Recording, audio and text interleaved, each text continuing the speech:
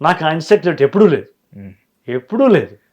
అయ్యో నందకిషోర్ వస్తున్నాడు, అయ్యో అనంత శ్రీరామ్ వస్తుంది, ఏమో నాకు పని ఉంటుందో లేదు, అలాంటి ఏం లేదు, ఎప్పుడు లేదు. నేను ఎప్పుడు నన్ను ఒకసారి ఆయన అడిగారు, మీరు ఏమన్నా సీతారామ శాస్త్రి వేటూరి సుందరరామూర్తి గారికి పోటీగా వస్తున్నారా, పోటీ అనుకుంటున్నారంటే వాళ్ళు మహానుభావులే, వాళ్ళు నాకు పోటీ ఎట్ట అవుతారు. నిన్న అశోక్ రాసిన పాట నాకు పోటీ అన్నా, నిన్న పాట రాసిన అశోక్ ఇవాళ పాట రాస్తున్న అశోక్కే పోటీ. మీకు మీరే పోటీ, మీకు మీరే సాటి అన్న. ఇవాళ నేను రాసిన పాటను రేపు రాయబోయే అశోక్ గనుక ఓడిస్తే అశోక్ గెలిచినట్టు. ఇవాళ రాసిన పాట కన్నా రేపు రాయబోయే పాట దీనంగా ఉంటే, పలసగా ఉంటే ఓడిపోయినట్టు వాడు. నన్ను నేను గెలవాలి, నా చేత నేను ఓడిపోవాలి తప్ప నాకెవరితో పోటీ లేదని చెప్పా. నీతో నువ్వే పోరాడాలి, నువ్వే గెలవాలి, నన్ను నేనే గెలవాలి. దెర్ ఇస్ నో, ఇప్పుడు don't compare with others, don't expect from others. చాలా కూల్గా ఉంటుంది హృదయం. నేను ఎక్కడ పోల్చుకుంటాను చంద్రబోస్తో పోల్చుకుని నేను నిద్రాహారాలు మారిపోనా, అయ్యో తమ్ముడికి ఆస్కార్ అవార్డు వచ్చింది నాకు రాలేదని, నాన్ సెన్స్ కదా.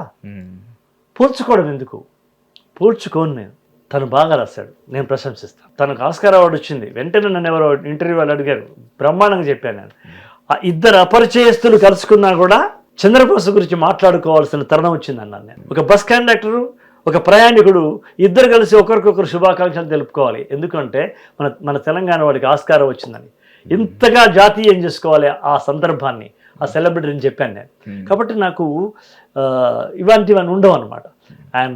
I'm peaceful. నేను ఎప్పుడు ప్రశంసిస్తాను. ప్రశంసిస్తారు, ప్రశాంతంగా ఉంటారు కూడా. చెప్తున్నాను, మళ్ళీ అదే చెప్తున్నాను. అలా ఉండగలిగే మనుషులు ఇంకొకరికి కూడా ఆ ప్రశాంతతని పంచుతారు, అది అవుతుంది కూడా.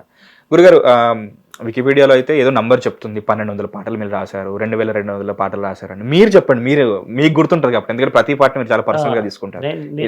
నేను కరెక్ట్గా నేను ఇప్పుడు 2800 పాటలు రాశాను. ఇంకో 200 రాస్తే 3000 రాస్తారు కూడా. దాదాపు 3000 అని చెప్తాం. అదే ప్రైవేట్ పాటలు కలుపుకుంటే ఇంక చాలా ఎక్కువ అవుతాయి. అది 3000 దాటుతుంది నాకు. అవే 4000 అవుతాయి అవి. ఓకే. నేను దాదాపు 2000 పాటలు రాసిన తర్వాత సినిమాలకు వచ్చా.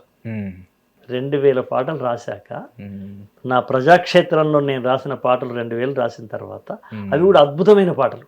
టప టప టప చెమట బొట్లు తాళాలై పడుతుంటే కరిగి కండరాల నరాలే స్వరాలు గడుతుంటే పాట పనితో పాటే పుట్టింది. ఇట్లాంటి పాటలు 2000 రాసిన తర్వాత నేను సినిమా ఫీల్డ్ అడుగుపెట్టా. అవి కాక చెప్తున్నాను, అవి కలుపుకుంటే దాదాపు 4000 పాటల కంటే 5000 పాటల దాకా రాసి ఉంటాను నేను.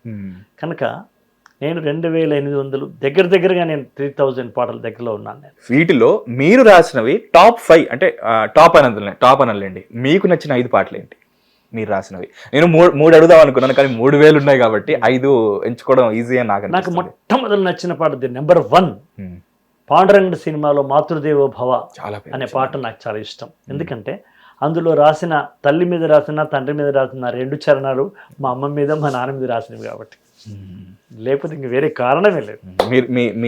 మీరు ఇప్పుడు ఉన్నారంటే కారణం కూడా వాళ్ళే కాబట్టి. అంతే కాబట్టి మొదటిది అది నెంబర్ 1 అనమాట. మీ ఫేవరెట్ నెంబర్ 1. నెంబర్ 2 ఒకటే జననం ఒకటే మరణం భద్రాచలం. నెంబర్ 3 ఉసే రామలమ్మలు రాసిన అన్ని పాటలు. ఇప్పుడు 5th పాటలో ఉన్నది కుమరం భీముడు. ఫోర్త్ మిస్ అయ్యారు యాక్చువల్లీ. ఫోర్త్ సాంగ్ మిస్ అయ్యానా? ఫోర్త్ మిస్ అయ్యాం. ఫోర్త్ సాంగ్ ఏంటంటే ఫోర్త్ కుమరం భీముడే వేసుకుందాము. 5th ఒకటి చెప్పండి. 5th నీలి రంగు చీరలు అనే పాట ఉంది, గోవిందరందరూ. వేరే వాళ్ళు రాసిన వాటిలో మీకు నచ్చినవి? బాగా రాశారు అంటే వేరే వాళ్ళంటే చాలా మంది ఉన్నారు. ఎవరైనా పర్లేదు. ఇప్పుడు మనకంటే పూర్వకవుల గురించి చెప్పాలా? ఎవరైనా మీకన్నా ముందు రాసిన వారు అయినా తర్వాత. వేటూరి సుందరరామూర్తి గారు రాసిన పాటలలో వేటూరి సుందరరామూర్తి గారు రాసిన పాటల్లో నేను ఏది తీసుకుంటాను అంటే, మనిషి పుట్టినవాడు కారాదు మట్టి బొమ్మ, పట్టుదలే ఉంటే కాగలడు మరో బ్రహ్మ తీసుకుంటాను. ఆరేసుకోబోయి పారేసుకొని అనేది నేను ఆదర్శంగా తీసుకోను. ఆయన అంటే నాకు ఇష్టం పట్టుదల.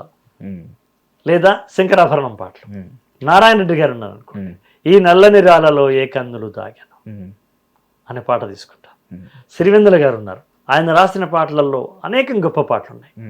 అంటే వాళ్ళు గొప్ప పాటలు రాయడం కాదు, చాలా నా పర్సనల్ నన్ను అడుగుతున్నవాడు చెప్తున్నా.